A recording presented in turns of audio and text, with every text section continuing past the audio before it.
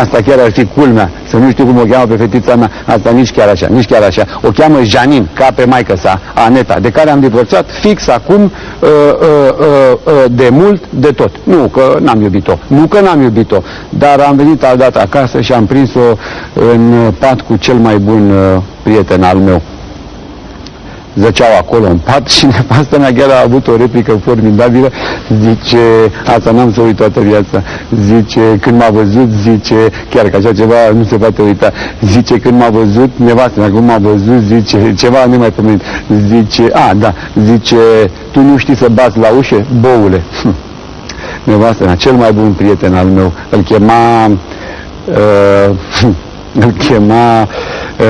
nu că mai uit, așa nume mai uit, dar am o memorie vizuală foarte bună. Îl și văd pe puntea vasului, cu bereta în cap și cu bereta în mână, nu, n-avea beretă, cu Aneta lângă el, el la prora și ea la pupa.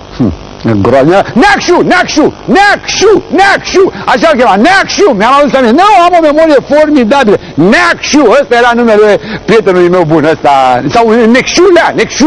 Nu, Necșulea. Vasilescu, sigur. Vasilescu, ăsta era numele lui. Nu, că țin minte. Am o memorie formidabilă. N-am nevoie de cartea de telefon. Păi țin minte toate numerele. 211467, 162543, 431672.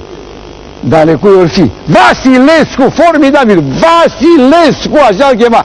Și ăsta avea un număr foarte ușor de ținut minte. Chiar nevastă mea spune, are un număr ăsta formidabil, un număr ușor de ținut minte. 22. Da, păi bine, e și foarte ușor de ținut minte. 22. Sau 3. Mă rog, asta e Vasilescu. Bine, acum pentru memorie există tot felul de medicamente. Chiar el mi-a spus, nevastă mea, du-te și tu la un doctor și ia niște pastile. Pentru ce? Pentru memorie, să-ți o întărească. M-am dus, am luat pastile, uite-le, ce s-a astea, a întrebat nevastă mea. Pastile. Pentru ce? Să mi-o întărească. Dar pentru memorie nu s-au dat nimic?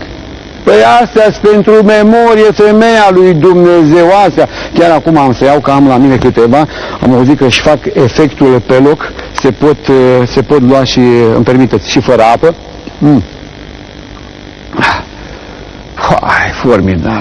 Formidabil. Păi acum puteți să mă întrebați orice. Când a domnit Ștefan cel Mare,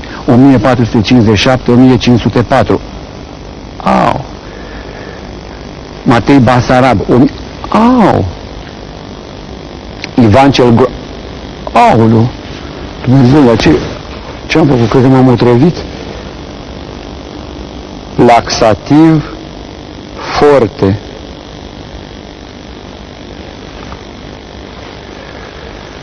Vă rog să mă iertați, trebuie să dau neapărat un telefon.